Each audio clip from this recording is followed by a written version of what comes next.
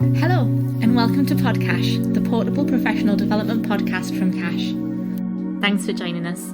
My name's Dawn, and I'm the editor of CACHE Alumni. In the episode this week, I got to catch up with Sarah Parkin, who is the chair of the Association of Nanny Agencies and the owner of an agency called Kids Deserve the Best. The building that Sarah and I recorded in was a little bit noisy, but I've tried my best in the edit, and I hope that you can hear everything that we're talking about okay. I'm going to hand over to the recording of the conversation, and here's Sarah to talk about some legislation that's going to be introduced early next year. I hope you enjoy the podcast. From April 2020, an employer must provide a contract of employment on day one, which is something that we very much encourage now, but they are actually making it mandatory from April next year, so that is very good news. It is good news. Do you think families will get caught out by that? I think they probably will, because the number of nannies who we speak to who don't have a contract, or if they ring up and say, I'm really not happy in my job and this has happened, we ask them, what's your notice period, what does your contract say? Well, we haven't got a contract. So therefore it's formalising everything and making sure that people understand being a nanny is a profession. It's a career choice for some people who want to learn, to encourage the learning and development and the nurturing side of children in the family's own home. I think when people talk about, the government especially talk about childcare in early years, they talk about nurseries and childminders. They never give a thought to nannies. It's kind of like the forgotten profession, if you like. And I know a number of people who are assumed that having a nanny is for rich, posh people, but it's so not that the case at all. Being a nanny, where you will work in a family environment and you'll provide that one-to-one care with children, and it can actually be a more cost-effective option for families if they have more than one child, because you're paying an hourly rate per nanny, not an hourly rate per child as you do in other childcare provisions such as nurseries or childminders. Childcare circumstances generally change when a child starts school. So if you've got a family where there is a baby or a toddler and then another one who's starting school, then there can be the difficulty of, well, how am I going to have this childcare here and then go and do the school run and then get back in time? Or if I've got one at home, one at nursery and then another one at school, it's kind of, you're paying for different sort of scenarios if you have to go to work, whereas you could pay one nanny and have the nanny will do all of the pickups and have the youngest one at home, if that was what the family decided. And the main reason would be because a family will want their children to be cared for in their own home environment, following on from what the parents do. It's like a continuation of childcare, and the child will be in their own familiar environment with their own things. And if parents have already started going to groups and classes, the nanny will continue with that, but they'll also continue find their own to kind of encourage the child to have that social interaction as well, meeting with other people and learning new skills. And nannies are very, very good at making something out of nothing. We are heading into like the autumn season, so therefore nannies will take the children out for fresh air, get them out in the exercise, go to the park, and they'll do like little leaf hunts or acorn hunts, and then they'll gather things, and then they'll take them home, and then they'll do another activity with them. So they'll start off with one thing, and it'll turn into a variety of different activities, which help the child to learn new skills and show the parents what they've been doing through the day. Yeah, and I think I'd never considered really the financial benefits of having a nanny. Like you said, I think there is a perception that nannies are for rich people. Yes. And that's partly fueled by Mary Poppins and that whole idea of the rich bank manager with his nanny who flies in. Yes. We all love a bit of Mary Poppins. Yes. Do we have Mary Poppins or Nanny McPhee? Oh, Mary Poppins all the way. Mary Poppins for me, yeah, absolutely. Perfect in every way. Absolutely. I got to Candy Mahana, who was International Nanny of the Year a couple of years ago with the INA. Yes. And that was one of the things that she'd said about deciding to be a nanny, and that thing that you were saying about nannies not knowing how to vet the family or decide which families to work with. A big part of Candy's why she works with the family she works with is that they have shared childcare philosophies. Absolutely. And she was saying that actually part of the problem that she encountered with being a nanny in the early days of her career was that not knowing that it's okay to say no. Absolutely. I do not want to work with you. Absolutely. There will be another family for me. Yes.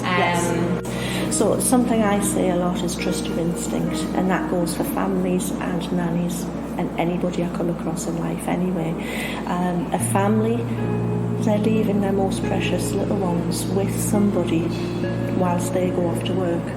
A lot of people don't have a choice, they have to go to work, so therefore naturally they'll want a childcare option to suit them. In terms of a nanny, it's not just a job, and therefore you can't just say yes to a job because it's offered to you. If it doesn't feel right, don't do it. We want to make sure that we get it right.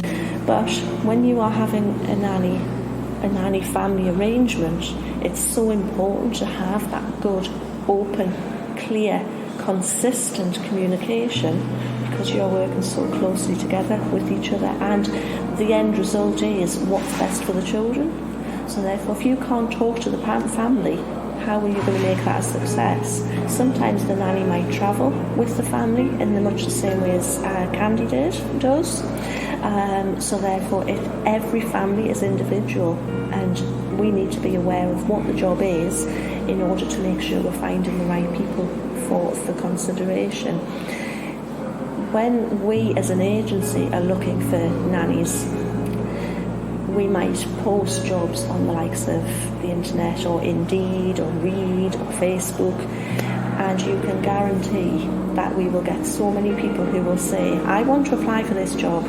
Yes, I'm interested. And I think, okay, send me your CV. And they don't mention the word children once. Our adverts have to also comply with certain regulations in terms of not being discriminatory against anybody. We do sometimes get families who will say, I want a female aged 40 or such and such, whatever circumstance, and we have to say to them, I'm sorry, but we can't specify, because you're discriminating against somebody who might be younger or somebody who might be older. It's the right experience and personality and fit that is the most important for a family environment. There are a lot of assumptions in terms of nannies being females, but actually, why can't a man be a nanny? And there are a number of articles being published at the moment in terms of getting more men into childcare, and I think it's whatever works best for the family, for that particular family. In the northeast, there's not very many nannies or male nannies.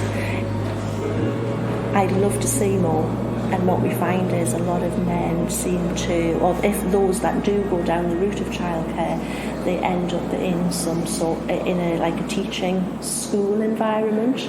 But we do know of some male nannies who have looked after from babies upwards, and they love it. We actually have, as a member of the association, we actually have a male nanny agency. We're in the 21st century, aren't we? We are. Is that yes. Right? Yes, thank you. Yes, thank you. Yes. And things moved on. You know why? Equality. It's got to be right. But actually, there's a lot of discrimination or law breaking there, and as agencies we get hammered for that if we encourage it, or we don't. We are seen to be doing that sort of thing as well. So we have to be very careful. Yeah, there's also that thing I've never considered really, the GDPR implications of families recruiting their own childcare. So whether that's adverts and collecting that data in the first place, or what do they do with all those CVs afterwards? How are they storing that data while they review it? Is that something that you have seen, or? If through our own agencies, we know what we have to do. We have to register with the ICO to ensure that we are compliant with data protection. But an individual family will not even think about that, and I don't know what they do, because they don't come to us to be able to tell us, or I even ask the question. But yes, there is certainly an element of data protection that they need to be aware of. One of the things that we have seen come through as time's gone on is Nannies CVs, where they will put the full name, full address and contact details of the families where they've worked. But have they actually got permission from these families to actually use that data in that way?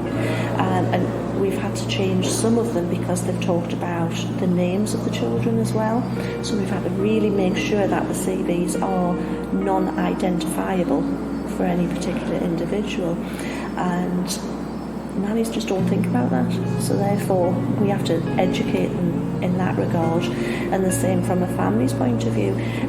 We know there's been instances where there has been families who've looked at the CV and thought, oh, you've worked with her or that family, therefore they'll go to that family before even meeting the nanny to ask about it. That can cause problems as well in terms of, does that family know that they are going to be asked for a reference? Does that family know that that person's actually looking for a job? Again, it's such a small world that nannies and families need to be careful not to tread on toes, if you like.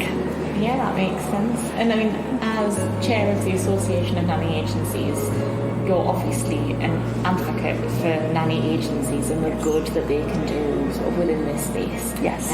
And I know that we've spoken before about there being fewer nannies around now than there maybe were in the past. Yes.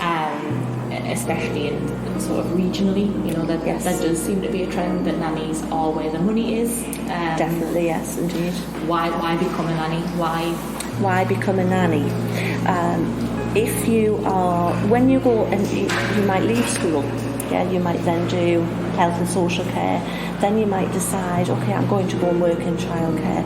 But whenever you do childcare studies, it is usually to go nursery, teaching, social care, and then the nanny side of things isn't included in the training anymore. But there are people out there who know they want to work on a one-to-one basis. You've got a day where your child or your charge is feeling really grouchy and grumpy and doesn't want to go out, or doesn't want to stay in rather, you have the flexibility to plan the day and go out, and if it's a rainy day, it's fine, you can still go out in rainy days. You've got wellies, you've got a raincoat, you can puddle jump. I'd love to be able to say I would go puddle jumping, but I don't. I would definitely be having a Vicar of Dibley moment at that point. So do you think people who are keen on that idea of things being truly child-led, yes, that nannying is a good way for them to make that happen? Most definitely. Again, every family's different, and some will quite happily have a record of what the child's done throughout the day. Some are less strict on that.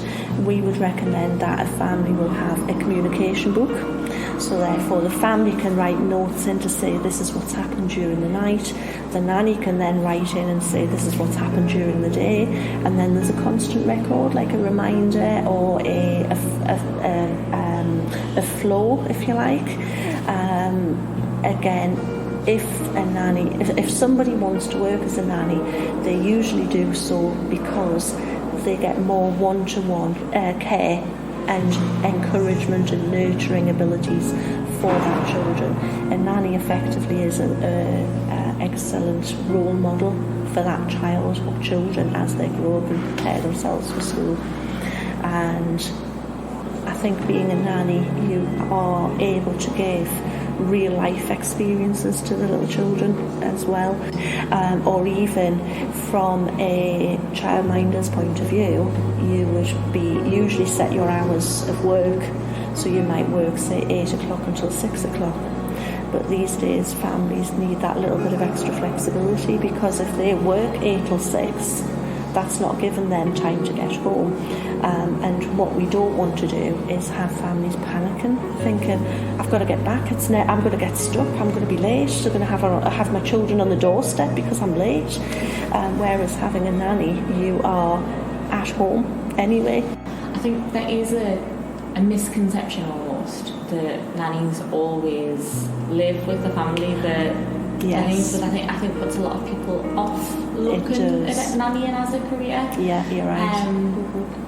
Can you talk a little bit more about sort of how things like hours get decided for a nanny? What sort of hours might a nanny expect to do? Sure. Does it differ family by family? It will very much differ family by family, because the point of having a nanny is to enable the parents to go to work, and the parents have to travel to work, travel home again, so therefore the nanny's hours are going to be longer than the family's working hours to enable them to get to and from work. So for example, if a family works, say mum works 3 days a week and that's all she needs a nanny for, we can find her somebody for 3 days a week. A typical nanny day might be 8 o'clock till 6.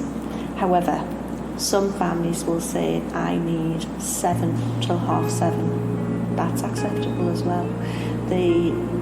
A lot of nannies will condense all of their hours, so they might do 33 hours in 3 days. The most hours I've ever had to find for somebody has been 55 hours a week.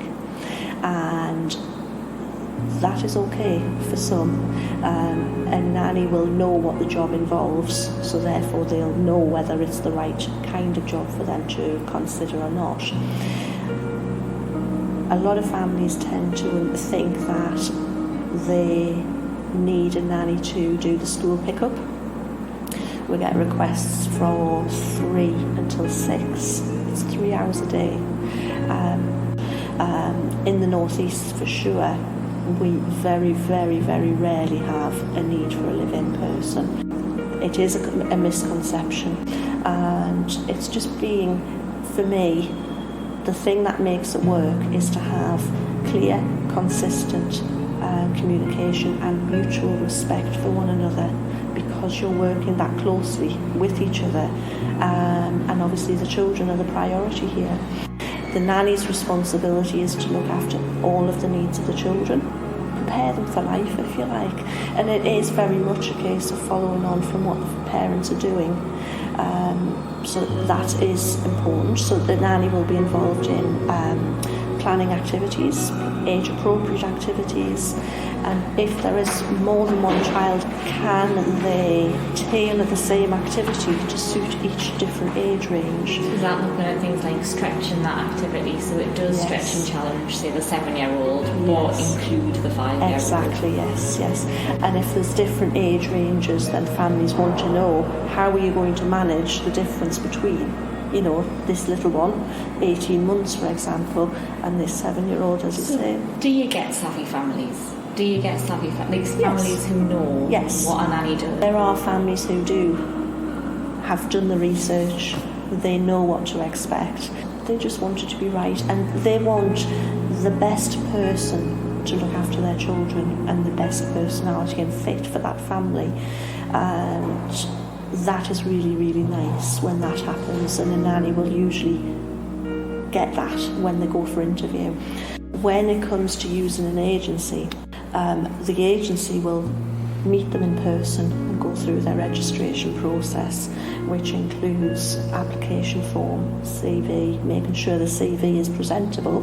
If you posted a job on Indeed, for example, or another website or wherever it's going to be, you can guarantee you will get somebody who will say, I'll apply for that. That sounds like a fun job to do.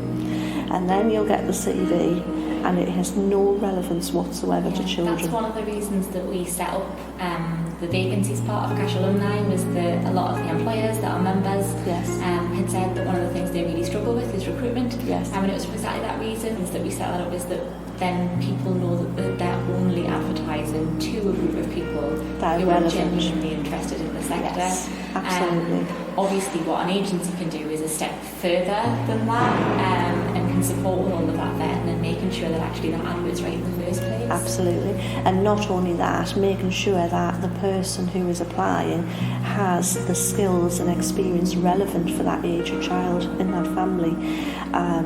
We see all sorts of different kinds of applications, and I know people have to look at different jobs, I get that. Child carers, whether they're in a nursery, whether they're a childminder or a nanny, whichever scenario they're in, they all have transferable skills. And it's whether a family can see those transferable skills. So we look at, okay, what have you done? So you might have gone to college and your natural route has taken you into a nursery environment because that's where you did your placement. So then you'll work in a nursery for a number of years, and then you'll think, actually, I want to work in a one-to-one basis with children. So then you will come out of there, apply for nanny jobs, but then you will find some families will say no because you've not worked as a nanny before. So then as an agency, we look at this particular person and look at what qualities they do have and focus on those qualities, and we can present them to the family and say, this is what they've done, this is what they can do, this is why they want to be a nanny, because I want to know that. I often feel like a very nosy person, but I need to know, because from my point of view, I always look at every candidate and say, okay, would I let you work in my house? Would I let you look after my grandbabies? And if I can't say yes to that, how can I expect a client to do the same? So I can understand the benefits of a nanny agency from a parent's point of view. Yes. Because obviously that's... We do all the hard work so that the parents don't have to. Yeah, yes. And then that sort of legislative side of things with sort of right to work checks and DBS checks, yes. and just sort of all of the onboarding and making sure that everyone's aware of their responsibilities and their contract requirements, and especially with the change in the law that we've talked about today. Absolutely, yes. What are the benefits of a nanny agency for nannies? For nannies, yes. Yeah. So from a nanny's point of view, they will have constant support. So if a nanny comes to us and says, I need help to find a job, they might want just that comfort of knowing that if there's an issue, they can come to us and we will help them with that. We will help them to make sure that they get what they're entitled to. So we make sure we talk to the families about what their expectations should be, what their responsibilities are, and make sure that they know about the average hourly rate, which will vary according to different areas. If there's something that a nanny's not sure about and doesn't want to approach the family about it before accepting a job, we'll talk to them about it. It's very much a support for the nanny.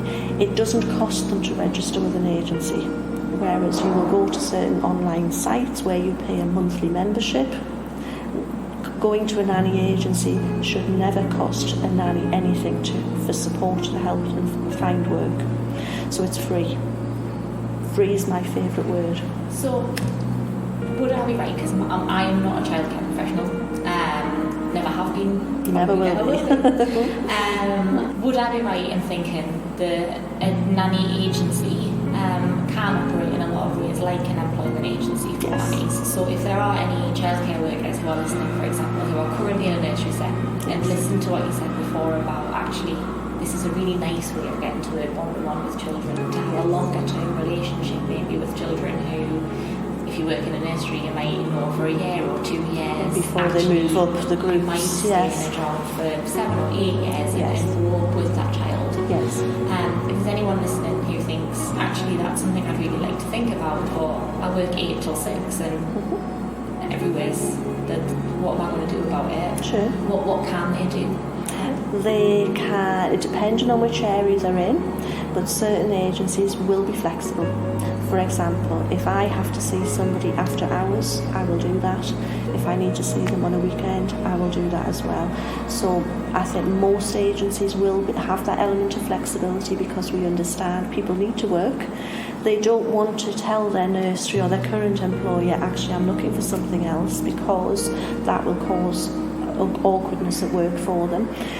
So we will be flexible with the person, and we will fit around their availability.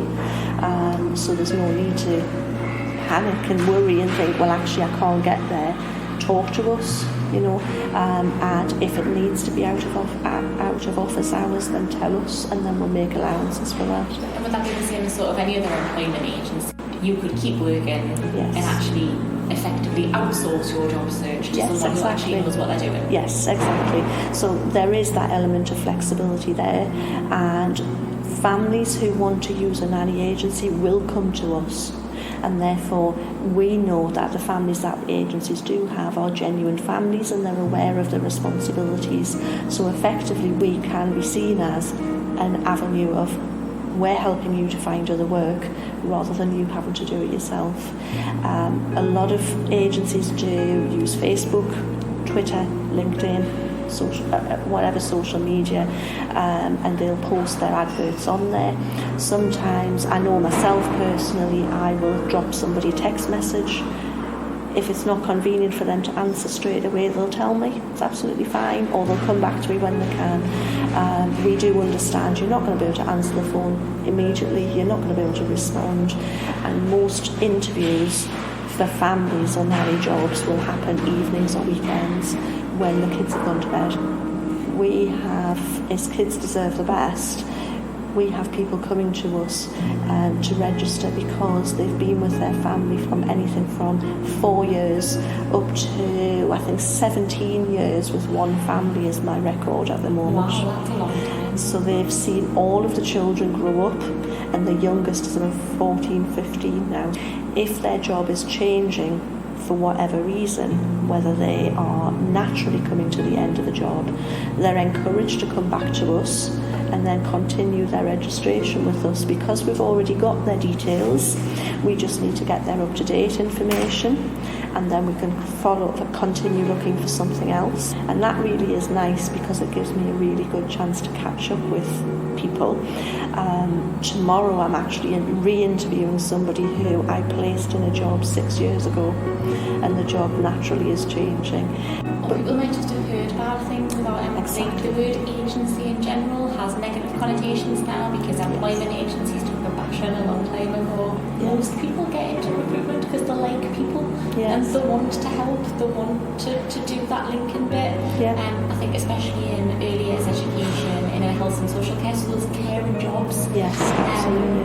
There are a lot of people who work in caring roles who actually are amazing carers, amazing with children, amazing with people with learning disabilities, amazing with elderly residents in a residential care home, or whatever it is that their bag is. Yeah, absolutely. But what they're actually terrible at is selling themselves. Yes, so absolutely. an agency can be a really, really great way of finding work if you use that horrendous sentence, I am just at. Yes. Whatever it is that you're looking for. Yes. That being able to actually have somebody else to help you to talk about yourself, if that's something You're that you're not uncomfortable just with. anything, you're a very important part of a family's life. If someone's looking for childcare, or they're looking for an opportunity to get into working as a nanny, how can they make sure that the agency that they're working with is a member of the association? So we have our website, which is www.nanauk.org. On there we have a Find an Agency section, and all of our members are listed on that page. So if they are listed on there, then they are accountable for the service and support that they provide for nannies and families. The telephone number is on there as well, and if there's any questions, or even if it's just to find out who's an agency in my area, give us a call and we can point you in the right direction. We usually can find somebody in your area that will be able to help with whatever requirement it is.